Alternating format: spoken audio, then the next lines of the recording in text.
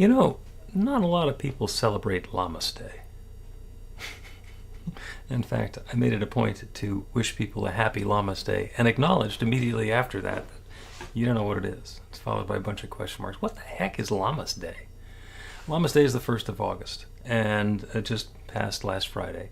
And it's noteworthy because Lammas Day is a cross-quarter day, which is halfway between the equinox and the solstice. So you're halfway between the summer solstice, which was in June 20th, 21st, and the autumnal equinox, which is about the same time in September. And the interesting thing about the cross-quarter days is that that's when it really feels like the season that you're in. So August 1st really feels like summertime. The other cross-quarter days feel like fall and winter and spring, and they actually have names that you recognize. As much as you don't recognize Lammas Day, you will be familiar with May Day, or Halloween, or Groundhog Day, which all have the tone and flavor and texture of the middle of the season that they're in. And I use that as a reminder that we're halfway through summertime, and so this is our midpoint. You may have been noticing that it's not light quite as early in the morning, if you're one of those early riser type people. If you're not up really early in the morning, you don't care, and good for you. But we're halfway through the summer, so it's a good time to check and see how's it going. Are you having a hot time this summer? The weather in the Philadelphia area was very, very warm for quite a while, and the temperature broke this week. So in some cases, people are having much more of a hot time now that it's cooler than they were when it was hotter. And it depends on what you're looking for in your summer experience. So when I ask how it's going, it partly is how's your summer going, and the other is how is it comparing to your expectations? Because we all have an idea of the way we think we'll feel when we're having an experience or engaging in an activity or living our lives. And then there's the way we actually feel, the feelings as we are going through that process. And you might have had the experience of going to an amusement park, maybe when you were younger. And you go on the rides and the roller coaster and you had the log flume and the spinning teacups or whatever was your fancy at the amusement park, and you remember just having a wonderful time at the amusement park. And it is possible you remember another time going to a similar amusement park and being in a bad mood or having an argument or a fight or a difficulty or something, and there was no fun at all. You go to the amusement park and you're in a bad mood, it's not that amusing. It's a fight or it's annoying. And that doesn't just happen at amusement parks, it happens all the time.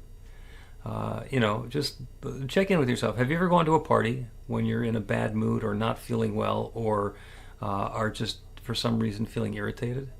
And it's just excruciating to be at that party. It's like, oh, and a waste of time, and these people are just blah, blah, blah, blah, blah, and you can't do anything that's going to be entertaining for you.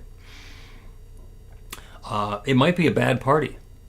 It might be the way that you're engaging with the party. And the reason that we feel unhappy or disconnected is because the expectation that we have is different than the experience that we have. It's also not limited to parties. Do the same thing at work.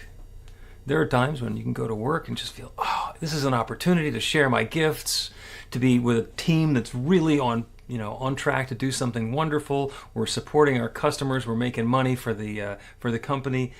Everybody's having a great time. Other times you go to work and it just sucks. It's just awful. Why am I here?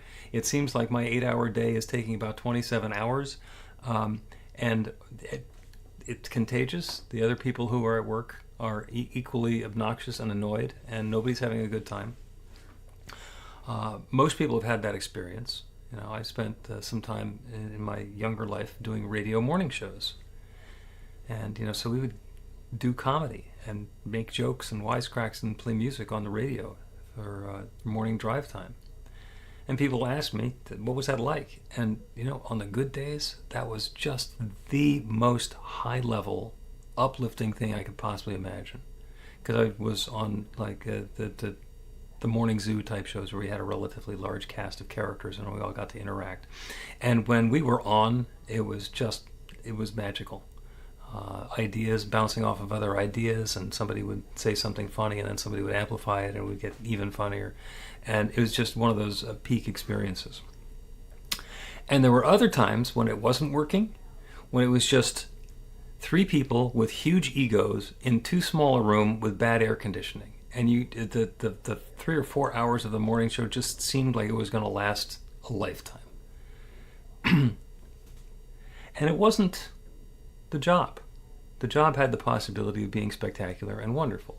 And the circumstance also had the possibility of being challenging and difficult or overwhelming. So in a lot of cases, the way that we experience something has to do with the expectation that we have of what's going to happen, and also the way that we bring ourselves to it. In the prayer class that we started on Tuesday, we're doing affirmations, which is where we set the intention for creating something in our lives. And I was reminded once again of the idea of dependencies. And dependencies, one of my teachers describes it as living in the fantasy world of someday I'll. Someday I'll lose the weight, someday I'll graduate, someday I'll get married, someday I'll get divorced, someday, whatever, someday I'll. And if we're living on someday I'll, then we're pushing our good away from us. And what we really want to do, instead of saying, I'm going to have that wonderful relationship once I lose the weight. Well, losing the weight might be good in and of itself, and maybe that will be helpful. But when we say that we have to do this first before we're going to get that, we create the dependency, and then we're not going to have the experience that we're looking for because we've put something in the way of it. I want to have the experience of having a great job. And I think, well, in order to have that great job, I'm going to need to graduate from school, I'm going to need to get my degree, I'm going to need to go through a long interview process, it's going to be a while, I'm going to have to work my way up the ladder so that I can have that really great job. And we're conditioned, we're told that's the way the system works, so we got to work the system, and we get to do all of those things. We have also all heard of people who skipped over that, who wound up getting the cush job because they were uniquely qualified and the company had a need and they had the talent and the skill, and they skipped having to finish school, and they skipped having to climb the corporate ladder, and they skipped all of those other things and wound up landing in that job. Well, the same thing is possible for all of us. If you're going to be happy once you have a relationship and once you're married, then you can put finding the person and going through the courtship and getting married between you and your happiness. And the universe, which only has one answer, will be completely supportive. The answer is always yes. So if I say, I need to have this particular job and I need to have a car in order to have this particular experience in life, then I get to spend a lot of time toiling to get the car and the job and putting the infrastructure in place. And then perhaps I get to feel that experience of being satisfied and uplifted and joyous, whatever the experience I'm looking for. Or we can set the intention to feel happy, to know that that joy and uplift, that comfort, that satisfaction, that peace of mind is ours, and let go of the dependencies, let go of what has to happen. Do not put ourselves on someday I'll. Say, right now, it is possible for me right now. And the universe says, yes, because that's the only answer that the universe has. It was very entertaining to me when we were talking about prayer works before, and it's somebody said, well, this is a small thing. It's like, well, that's quite a judgment, and maybe it is a small thing. But if you think about the way the nature of creation works, there is one infinite creative power that has been in existence and operating and creating since the very beginning of time. And it started by creating the entire manifest universe. Maybe with the Big Bang, maybe in the beginning there was darkness and void, and the infinite said, let there be light, and there's light.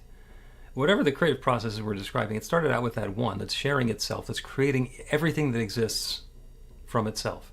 And we know by looking in telescopes that the manifest universe is 14.2 billion light years across and has billions of galaxies with billions of stars in each of them and billions of planets, and just here on Earth there's billions of just about anything you want to start counting.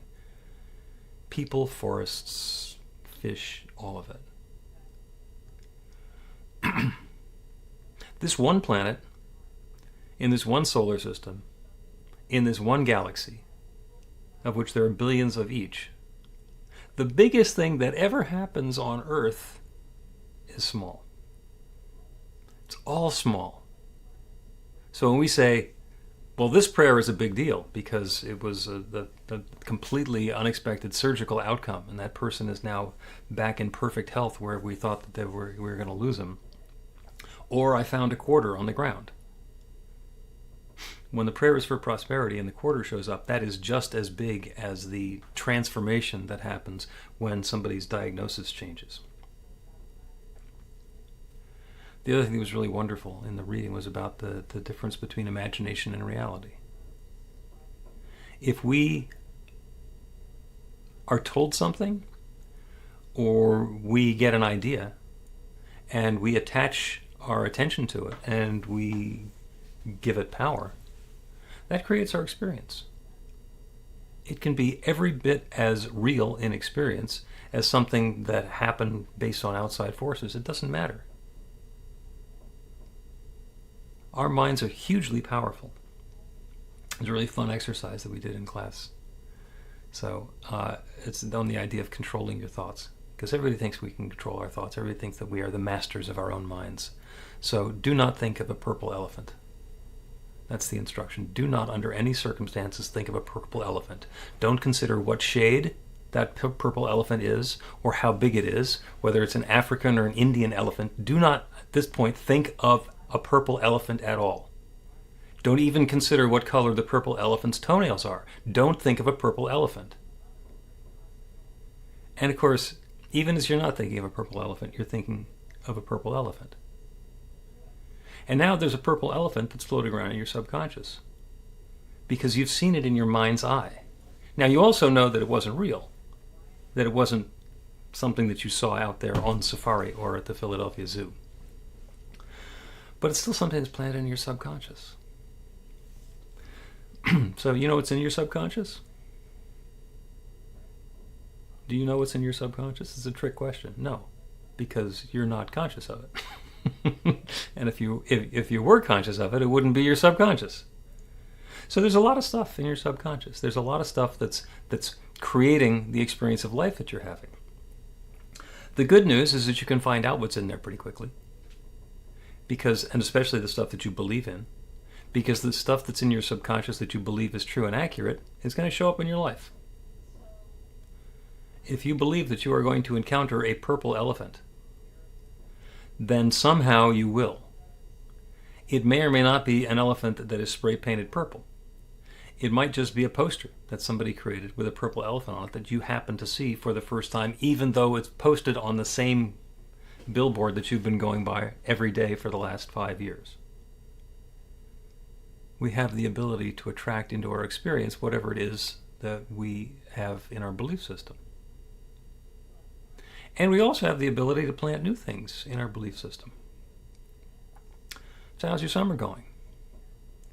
If it is meeting your expectations and you're having a hot time and it's just wonderful because you love the freedom of being able to go outside without having to put on mittens or a jacket. You like being able to dance back and forth from indoors to outdoors without having to care about it. You like keeping the windows open, or you like having the air conditioning on. If the experience that you're having is in line with the experience that you enjoy having, then great. And if you feel like one of those people who's in a bad mood at the amusement park, then the question is, how do you want to feel instead? Because if we're in a bad mood while we're at a party, the universe is completely supporting us to be in a bad mood at the party. Not requiring it, but allowing it. So we get to stop and say, is this the experience that I want to be having? And if it's not, then we can define for ourselves what that experience, that desired experience is, Let go of all the dependencies. No, I'm going to have a good time at the party. And it's not because that person is going to leave. It's not going to be because the topic of conversation is going to change. It's not going to be because they get more egg rolls to put on the buffet table. How do you want to feel? Identify how it is that you want to feel. Let go of everything else. Set the intention to have that felt experience. And then get out of the way. Let go of the judgment that the roller coaster has to work this particular way, that the DJ has to play that particular song. Open to the possibility that there is something new and wonderful unfolding that's going to give you that feeling, whether you thought that's the way that you're going to have to get there or not. The good is at hand. The good is at hand right now and always. And you deserve it. You deserve that love, that joy, that harmony, that peace of mind, that prosperity, that health, that vitality, that love filling your life up in all sorts of different ways. You deserve it. So let go of whatever's not like it. Embrace the goodness and be that bright light that you are. Because the world deserves that as you. So it is.